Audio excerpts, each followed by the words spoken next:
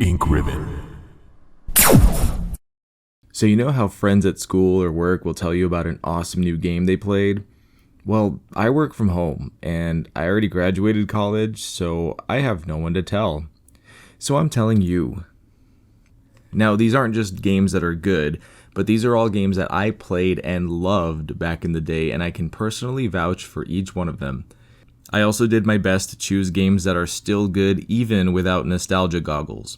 Also, these are 6th gen games, which, if you ever needed to remember what gen is what, I remember that the PS1 and N64 was 5th gen. So these will be Xbox, PS2, GameCube, Dreamcast, Game Boy Advance, etc. So with all that out of the way, here are 10 6th gen games that I loved and I think you will love too. Number 10. Downhill Domination. I collect demo discs, which shouldn't be a surprise to most of you, and one of my more recent acquisitions was the Winter Jam Pack 2003 demo disc, which came with a demo of Downhill Domination, and I immediately loved it. Watch and learn.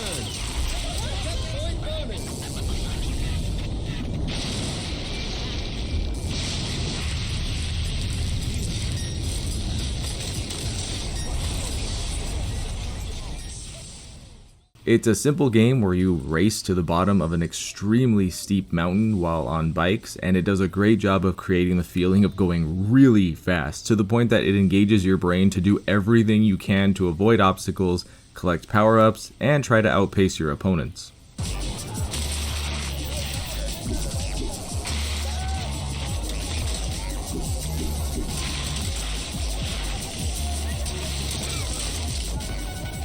And while this would mean certain death for real cyclists, this game instead displays the wonderful ragdoll physics that were new at the time. So if you just want to crash and watch your rider violently roll down the mountain, you can do that too.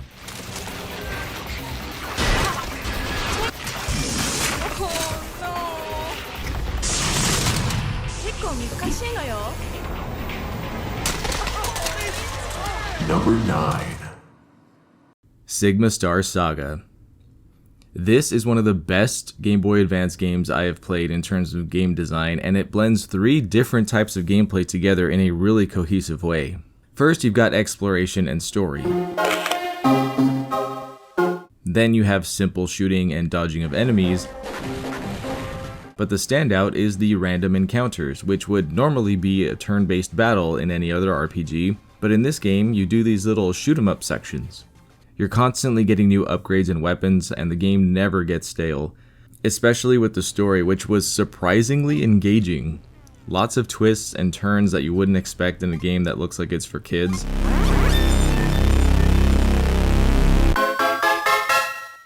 And good news for you, the game is going to be re-released this year for PC and apparently will be an improved version, so keep an eye out for that if it appeals to you. Number 8. Looney Tunes Space Race. If you like pick up and play kart racers and you've never tried this one, you're in for a treat.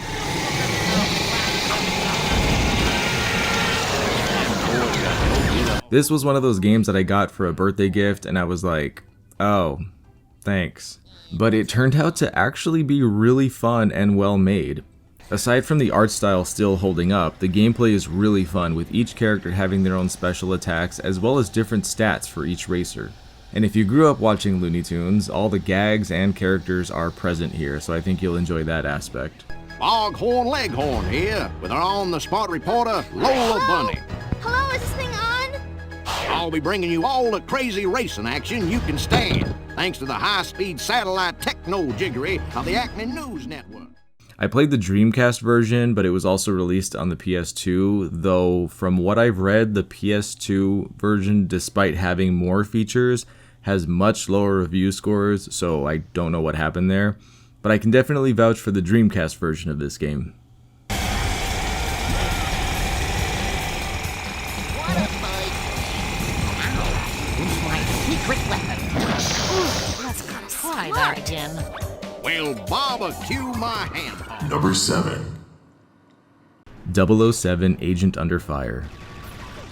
I cannot express to you how much I loved this game back in my teen years. I think I was around 16 when I played this, but it was so good, and while the controls do take some getting used to, it's really fun once you get past that.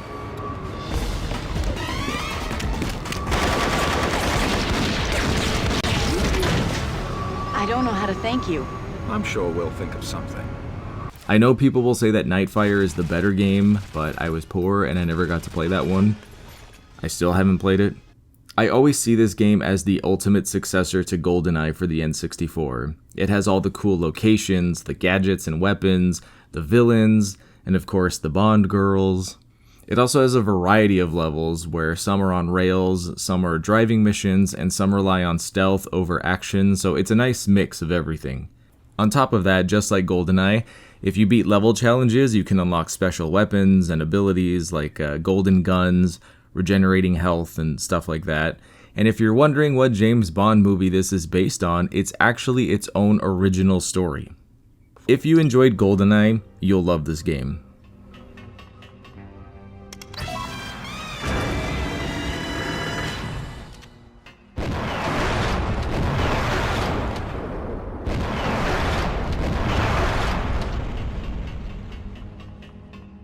Number 6. Red Faction. This was another game that was a random birthday gift, but I actually really enjoyed. Taking place on Mars in 2075, you play as a man who came to work as a miner, since Earth's minerals are depleted, but quickly learn that it's not only basically slave labor, but there's also some sort of plague virus that's killing everyone, so of course you have to join a miner revolt and escape. Up, down. Please, leave me alone. Go away. Leave me alone. The standout feature of this game is what's called terraforming, where you can use bombs and rockets to literally blow holes in walls and even in the ground. If a door is locked, no problem. A few grenades on a nearby wall and you can just go around it. If you use cheats, you can literally create tunnels and completely demolish some sections of levels, which is something you don't even get to see in games today, so it's really impressive on a technical level. This game's also available on PC and PS4, or if you want to have the real ultimate experience, you can play it on the N-Gage. Die, miner! Number 5. Splinter Cell. Okay, so you might think I'm weird, but I really loved this game. You know those handheld emulators I'm always talking about? Code InkRibbon for 10% off at 2retro.com. Well, I like to just go through each and every game to see what hidden gems I might find, and when I got to this game, I was really surprised at how fluid and fun the gameplay was. The sprite work is excellent, and the game feel was great. I've never played Splinter Cell, so all I knew is that it was a Metal Gear Solid competitor, and it shows. All the moves a secret agent would need are here, including jumping, climbing, shooting, hiding. I know this isn't going to be a mind-blowing experience by today's standards, but it's one of those games that actually plays as good as it looks. So if that tickles your pickle, check it out.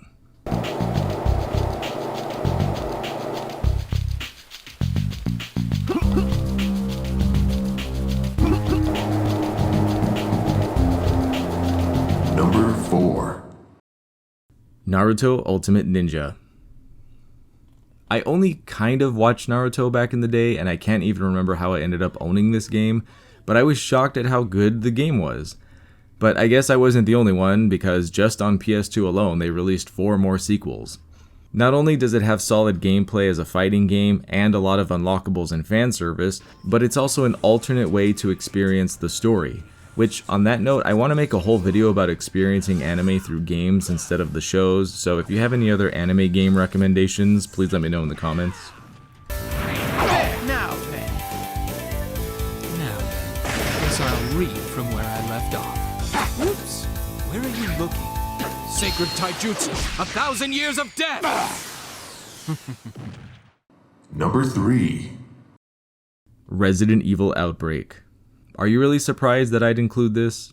By the way, I wrote this before the Resident Evil 9 trailer dropped, but now even more so. If you want to get filled in on your lore and know who Alyssa is and all that, as a Resident Evil fan, now you have to play it. But all that aside, if you're not a Resident Evil fan, then maybe this one won't be as impactful, but for the rest of you, I am never gonna let this go until they bring it back.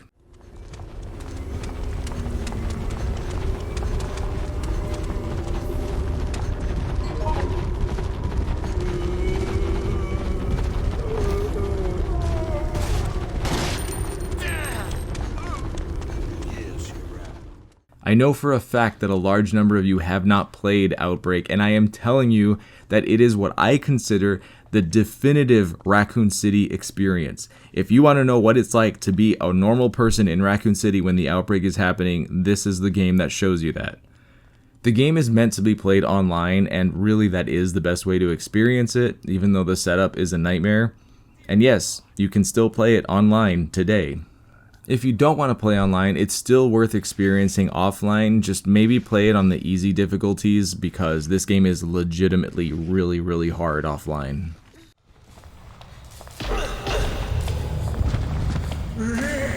Oh shit, help!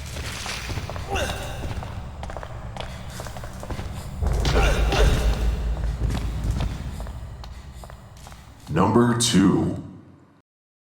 SSX Tricky and SSX3.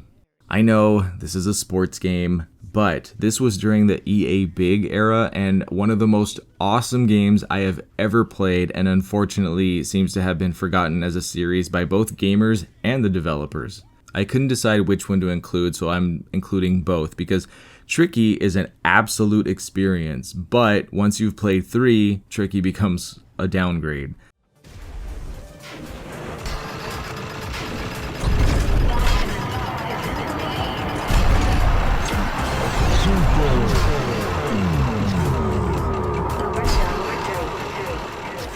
Not only is the gameplay really fun, but you're able to do these insane tricks, and the vibes are worth it alone.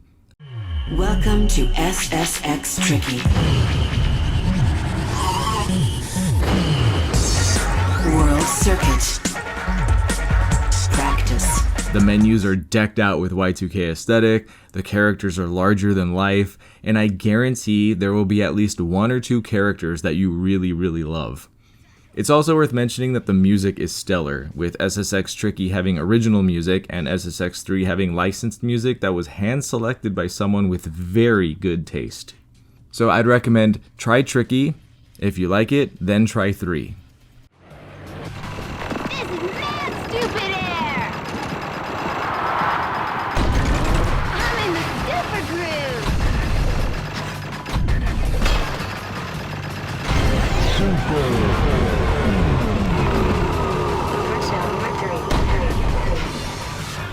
Number 1. Twisted Metal Black. Regardless of how you feel about the car combat, this is still worth playing, especially if you love survival horror. Black is definitely an appropriate name because this game's story and atmosphere is as dark as it gets. There's a dark, brooding, end-of-the-world feeling to each fully destructible level, but the real star of the show are the characters and their stories. A woman who was so jealous that all her friends were getting married that she snapped. Same. So I grabbed the closest thing I could find, and then I wasn't really sure what I did. If I wasn't going to have a man, then no one was. I dragged Kristen's fat, ugly body into one of the dressing rooms and bolted the door. A girl with no confidence who ends up permanently locked in a doll mask by an abusive boss. I should have done what I was told. I should have been more careful. I shouldn't have defied Mr. Creel. That's why he did this to me. A priest who has to figure out why he killed everyone in his church. All I could do was cry out inside as I tore that church apart. The demon's hatred raged all around, killing everyone in the church. I'm telling you, each story is so good, they could fit into a Silent Hill game with no effort. If you aren't going to play this, then at least do yourself a favor and watch the cutscenes on YouTube. Especially with Season 2 of the Twisted Metal show coming out, it's really good. The show is fantastic, and this will catch you up on a lot of the lore. If you're a fan of dark horror, which if you watch my channel you probably are, then I promise you'll really enjoy the story.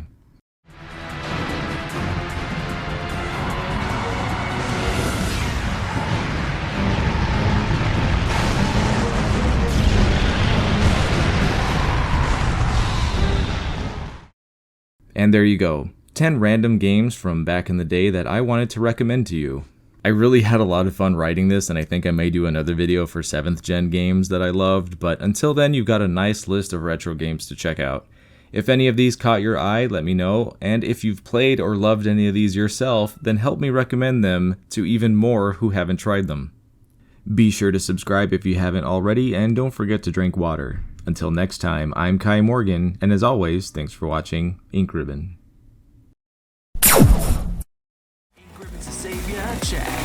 Check, she's got it. Ooh, Miss Redfield, you're something special. Ooh, Miss Redfield, with that pony over here. Ooh, Miss Redfield, you're made in heaven. Ooh, Miss Redfield, why can't you let me live? I said, oh, Miss Redfield.